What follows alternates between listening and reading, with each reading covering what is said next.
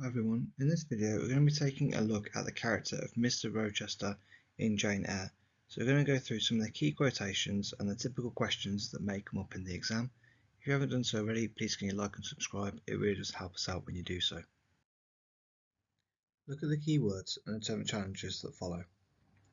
So on the left hand side then we have some of our keywords. Now these are typical words that you might find in the text. The first thing I'd like to think about is, can you identify the words that you've heard before? And in the super challenge, try and think, how do they relate to the context of the novel? If you're not too sure what we mean by that, the context means the social or historical factors that impact the story. Now if you're not too sure about what these mean, don't worry about it, we're going to go through them in just a moment. If you want to pause the video here, please feel free to do so. We're now going to jump ahead and look at the answers together. Class feedback. Check your understanding against the answers below. So on the left hand side then we have our keywords, and on the right hand side we have the definitions.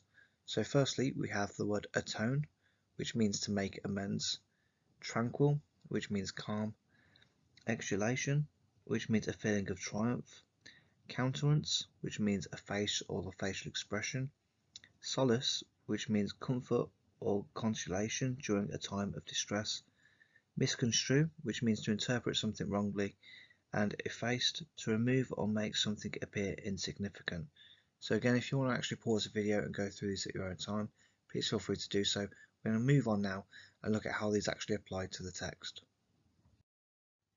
Look at the exam question and attempt the challenges that follow. Explore how Bronte presents the way that Jane and Rochester are affected by their strong feelings for each other. When you think about this question then, I'd like you to consider, what extracts do you think the examiner will give you to start off your response to this question? The super challenge, can you list 4 or more adjectives to describe Mr Rochester? And then the final one, can you recall any key quotations or moments in the novel that could be related to this question? So if you do go through these questions and you think, oh my word, I've got no idea what to talk about, don't worry about it too much. We'll be going through these together. It's just a good indication to understand where you need to focus in terms of revision and getting ready for your actual exam. Look at the extracts and attempt the challenges that follow. So the extracts, as shown here, can be found in the link to the description below. And as you read through, I'd like to go through the following challenges. So first of all then, I'd like you to read through the extracts and identify any key points that relate back to the exam focus. For the super challenge, try and stretch yourself a little bit and identify 2 or more quotations for each of the characters that were mentioned in the question.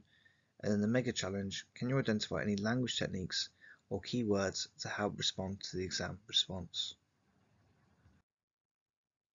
What we're going to do now, in order to actually help us to approach the question, is we're going to look at a few quotations broader from the actual novel. Okay, so it won't be from the extracts that's provided in the link. These are going to be from elsewhere in the novel. Okay, so what I'd like you to do is I want you to look at each one, and I want you to figure out the missing words or phrases from each key quotation. It is important to note that it is quite difficult to remember all of the quotes from Jane Eyre, so it's important to try and think, how can you break them down for some of the longer quotations to make them more manageable and easier to remember. So our first one then, yet I had not forgotten his blank. He was blank, sardonic, harsh to inferiority of every description. He was moody too, but I believe that his moodiness, his harshness, and his former faults of morality had their source in some cruel blank of blank. So if you want to take your time and try and figure out what goes into the rest of those spaces, please feel free to do so. It's also important to think about, can you break this down into more manageable parts, easier to remember when you're revising for the exam. Okay, number 2. To women who please me only by their blank, I am very blank, when I find out they have neither blank nor blank, but to the clear eye and blank tongue, to the soul made of fire and the character that bends but does not blank, at once supple and stable, tractable and consistent, I am every blank and blank. So I apologise for the fact that these are really big quotations that we're looking at. It's important that you think about this carefully yourself, think about the question that we've looked at, and think, how can you break this down to make it more manageable for the actual assessment. Number 3. To tell me that I had already a blank is empty blank. You know now that I had but a blank blank. I was wrong to attempt to blank you, but I feared a blank that exists in your character. This was cowardly. So try and think what is missing from the key words or phrases, and then if you can, try and break it down to more manageable parts as well. Number 4.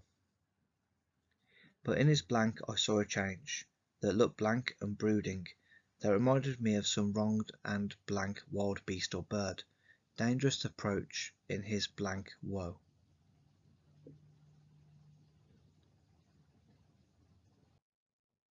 And the final one. We talk, I believe, all day long. All my blank is bestowed on him, all his confidence is blank to me. Mr Rochester continued, blank the first 2 years in our union. Perhaps it was that blank that draws so very near, that knit us so very close, for I was then his blank, and I am still his right hand. So again, a really big one here. Do try and think about how you can break this down into more manageable parts. And again, think about what might be missing from the keywords or phrases. Last feedback. Check your answers against the 4 quotations. Number 1.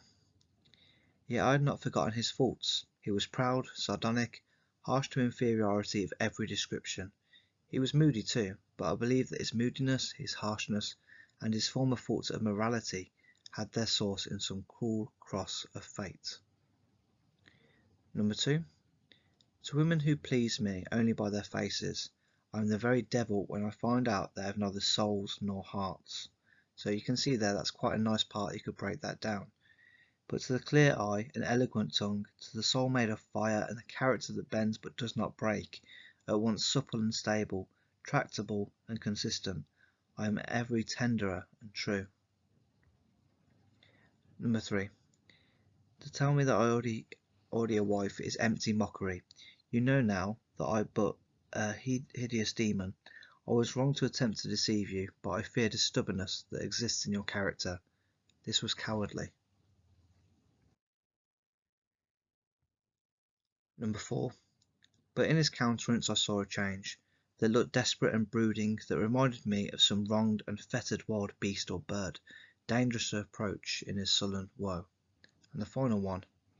We talk, I believe, all day long.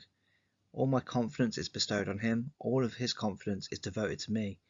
Mr Rochester continued blind in the first 2 years of our union. Perhaps it was that circumstance that draws so very near, that knit us so very close, for I was then his vision, as I am still his right hand. So I want you to think over these quotations. I want you to think which ones are the most appropriate ones that can apply back to the question. Again, think about how can you break these down, because generally as they are, these quotations are far too big. So you need to make that conscious decision. How can you break it down and actually apply it to the exam question and actually get the top marks in your response? Now that we've been through some of the key quotations, I want you to have a look back at the question and try and think, can you identify 3 good quotations to respond to the question? Consider how confident you might feel now that we've covered some of the quotations, and try and have a go at writing the response. If you want some feedback, then please feel free to leave us a comment or even send it over to me. I'm more than happy to give you some feedback and to share any kind of ideas on how to improve your response. In terms of our next lesson then, we're going to be going through the following things. So we're going to record key characters from the novel, understand some key quotations, and applying that understanding to an exam style question. If you feel that you need any additional help or support, then new videos will be added every single week. Alternatively, give us a like and subscribe, and we'll try and get back to you as soon as you can if you have any issues or anything you need to focus on specifically. Thanks ever so much for listening, guys, and all the best with your work and revision in the future. Thank you. Bye bye.